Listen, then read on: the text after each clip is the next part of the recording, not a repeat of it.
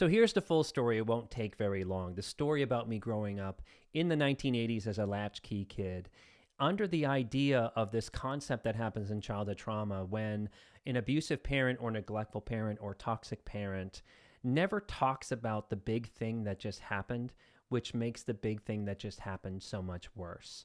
So, like in that short, just to recap a little bit, it's 1984. I am in the second grade. I'm around 7 or 8 years old.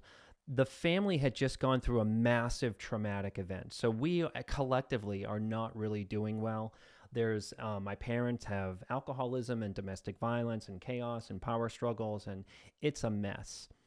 And around that time, like second grade, 7 or 8 years old, 1984, there's even now more neglect than what there prior was. And prior was still really bad.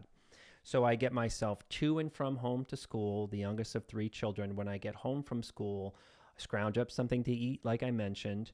And there was a lot of sugar. It's sort of like it wasn't sort of like the snacks that we have now or the produce or whatever. It's like there's still sugar in our lives, but like sugar was the first addiction. So I would be eating these, like, if anyone remembers of my generation, these Quaker Oats granola bars that were just really candy bars. I love them, and I would be eating those out of a box, stuff like that.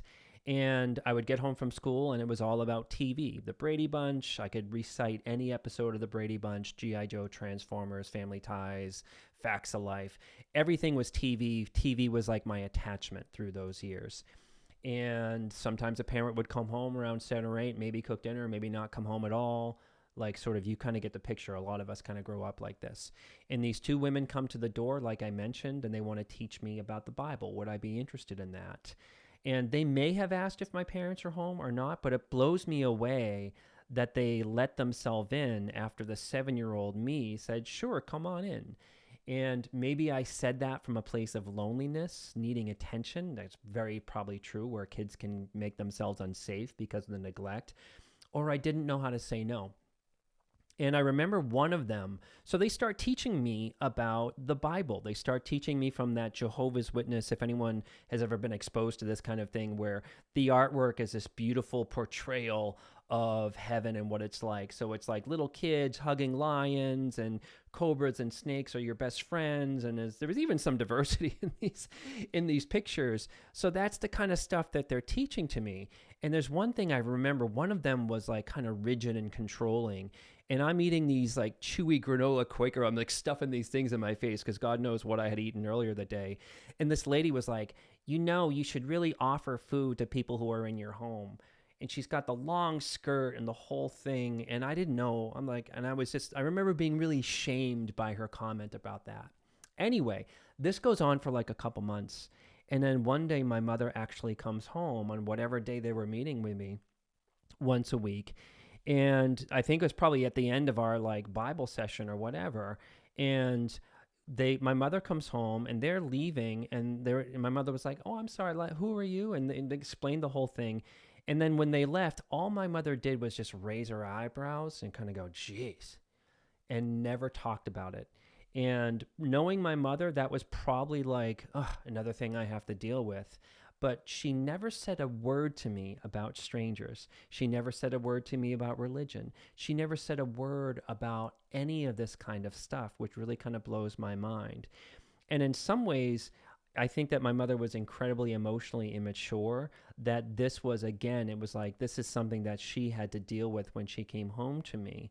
But the difference is, a 7-year-old doesn't know those nuances. I just felt like a shitty kid for letting these people in or needing the attention. I didn't even know what I was thinking, but typical, a lot of my childhood trauma was, I must have done something bad. And to rewrite all that, like I asked in the short, like, how would you react to that? How would a healthy parent react to that? Would be you're probably going to have a big reaction as a parent, not just like a sarcastic, passive-aggressive one like my mom's. And you're probably going to want to teach your kid about sort of obvious things like stranger danger and that kind of a thing. But even in a deeper way, is kind of, it would have been a clue to a parent to be like, my kid is alone too much. They're not connected.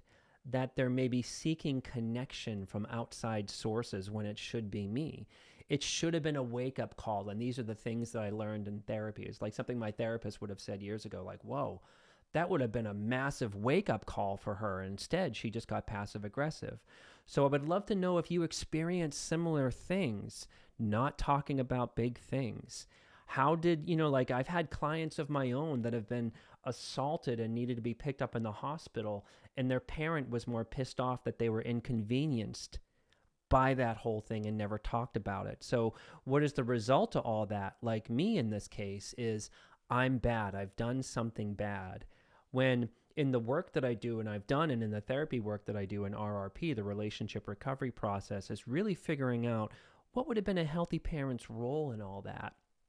So these are just things I kind of think about. I would love to know what your thoughts are and a comment on this. This is just like the day-to-day trauma that a lot of us kind of went through. And it's a good example too, even if there wasn't the big bells and whistles of the chaos and violence and domestic violence and alcoholism, sometimes kids just grow up kind of in functionality, but there's so much emotional neglect that it's confusing. Anyway, I hope my story resonated with you in some way. I would love to hear from you. And thanks for listening to me. Be well.